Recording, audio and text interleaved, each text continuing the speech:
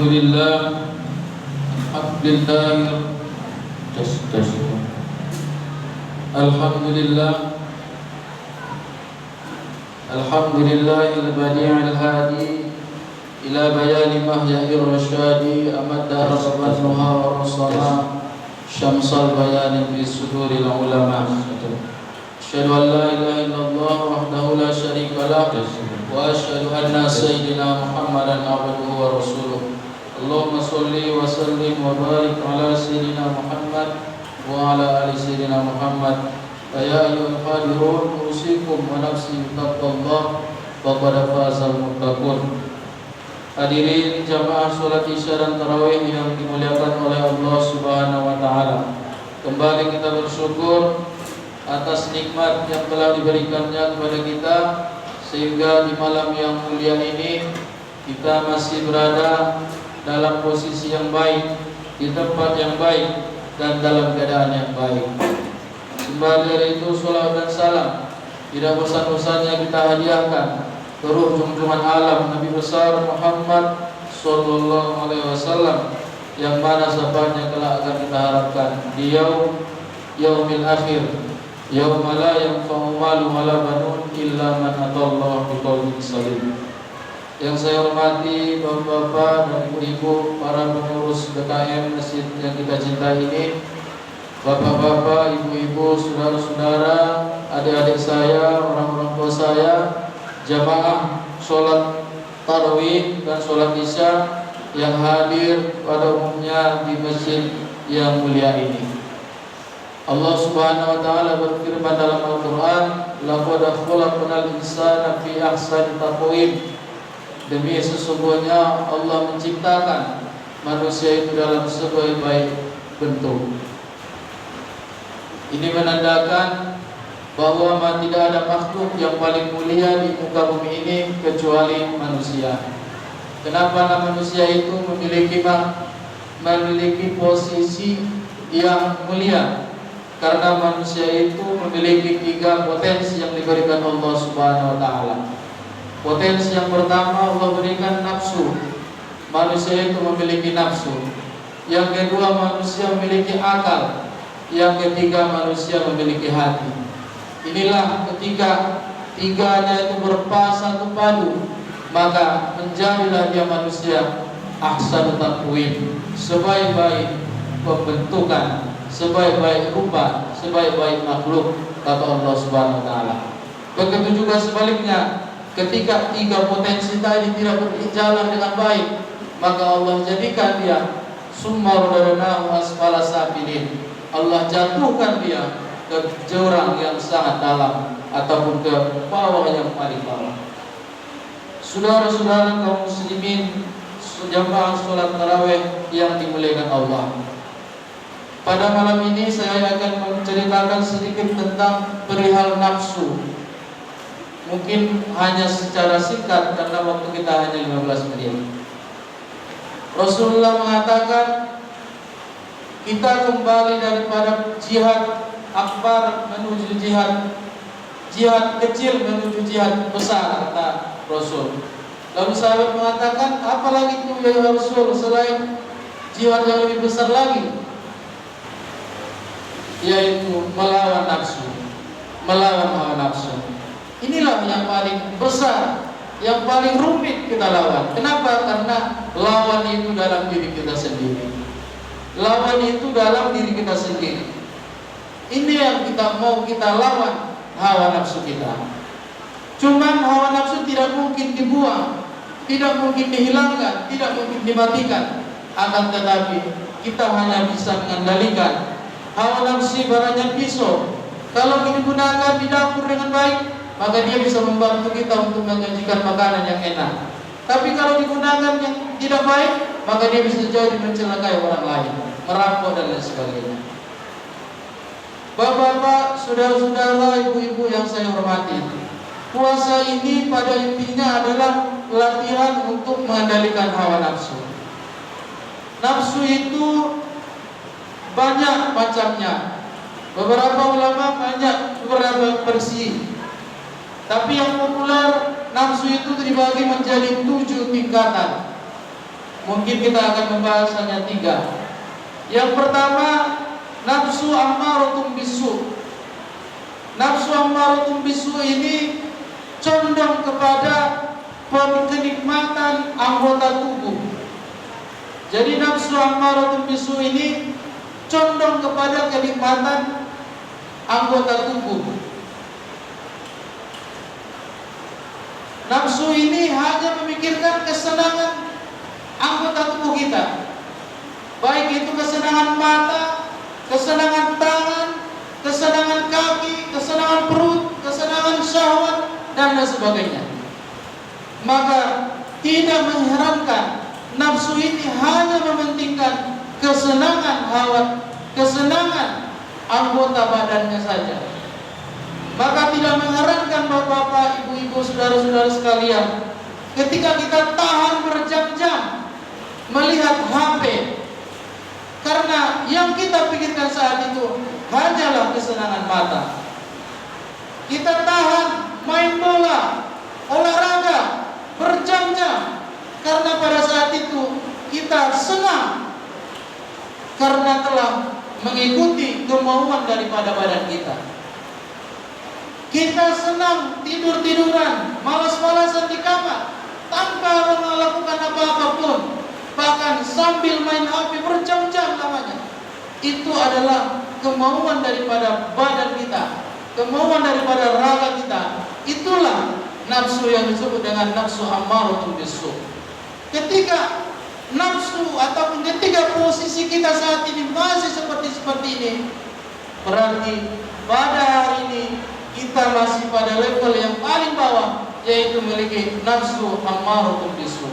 Nafsu kita hanya condong kepada keburukan, kenikmatan segala, tanpa memikirkan apakah kenikmatan yang kita lakukan, kenikmatan yang sedang kita laksanakan itu melanggar aturan Allah Subhanahu wa taala atau tidak. Dia tidak peduli. Yang penting dia senang dilakukan, tanpa memikirkan apakah itu melanggar aturan atau tidak. Hadirin yang dimuliakan Allah Subhanahu wa taala, ketika kita asik luar biasa menuruti hawa nafsu atau menuruti anggota badan kita ini, kita lupa sholat. Ketika kita asik main laptop, kita lupa sholat. Ketika kita sedang asiknya main berselancar di dunia maya, kita meninggalkan sholat. Ketika kita asik sedang mengobrol di kafe, di kantin, di mana, bahkan kita melalaikan panggilan Allah Subhanahu wa taala. Kenapa? Karena kita pada saat itu mengikuti hawa nafsu yang disebut dengan ammaratun bisu. Yang kedua, mungkin jangan panjang-panjang lagi ya. Yang kedua, nafsu lawwamah. Nafsu lawwamah ini satu tingkat di atas ammaratun bisu. Nafsu lawwamah ini, bapak-bapak, saudara-saudara yang dimuliakan Allah, kalau posisi lawwamah, bisa jadi kita masih tergoda terhadap perbuatan maksiat. Akan tetapi ketika kita selesai melakukan maksiat, timbul penyesalan, timbul kecemasan dalam hati kita, timbul penyesalan. Kenapa saya tadi melakukan itu? Kenapa saya tadi melakukan itu? Kenapa saya tadi hilang? Maka pada posisi seperti ini, jika kita sudah merasa seperti ini, maka yakinlah kita sudah pada tahap yang lebih baik daripada sebelumnya. Kita sudah pada posisi nafsu lawwamah.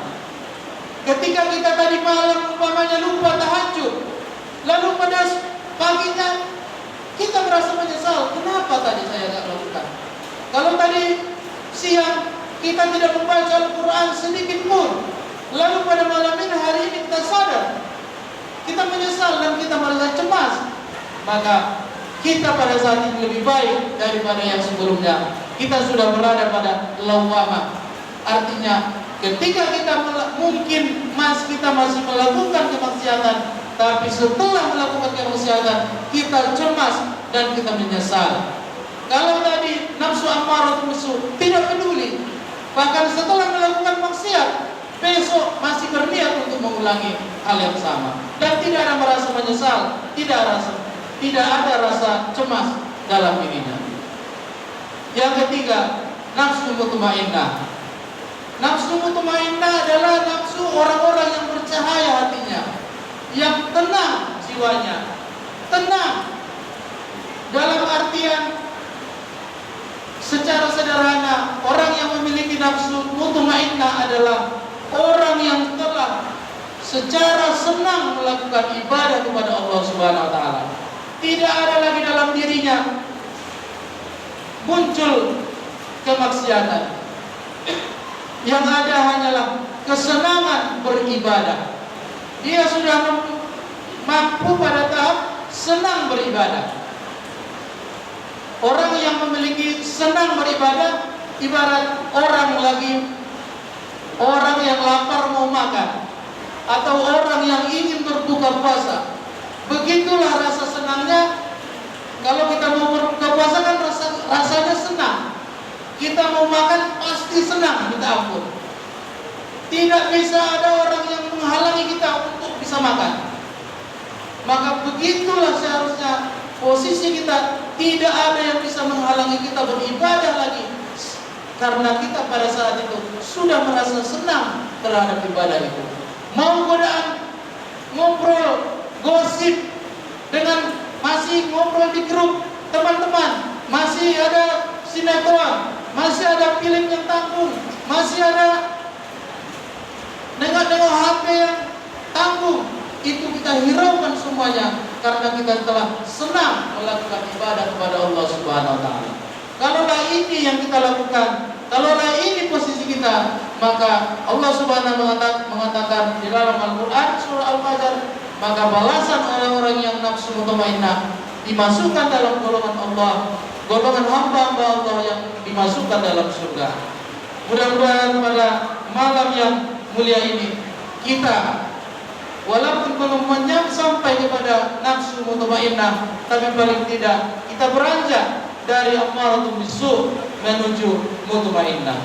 Saudara-saudara kaum muslimin yang dimuliakan Allah, ini ibaratnya kalau kita pada posisi ini masih terpaksa melakukan ibadah karena ingin dicatat, karena ingin diabsen, karena ingin begini, karena ingin begana, maka pada posisi ini kita belum sampai kepada mutmainnah. Kita ibaratnya seperti anak kecil yang disuruh makan obat.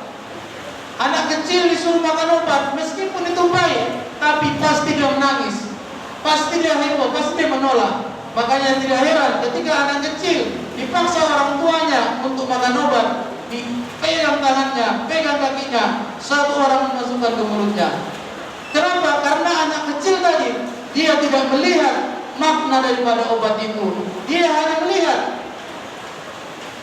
apa dilihatnya? Pahit obatnya itu. Tapi ketika ada orang tua yang telah sadar, mau sepahit apapun namanya obat, mau sehebat apapun obat, dia mudah melakukan, mudah minum obat tersebut. Kenapa? Karena dia tidak melihat lagi pahitnya, dia sudah melihat manisnya. Begitu juga sekarang pada posisi ibadah kita tidak melihat lagi, walaupun 23 rakaat, 11 rakaat, banyak rakaat, kita sudah tidak melihat lagi capeknya, tapi kita sudah merasakan, melihat manisnya beribadah kepada Allah Subhanahu wa taala. Saudara-saudara kaum muslimin jamaah salat tarawih yang dimuliakan Allah, maka puasa ini, bulan Ramadan ini adalah latihan mengendalikan hawa nafsu kita tadi.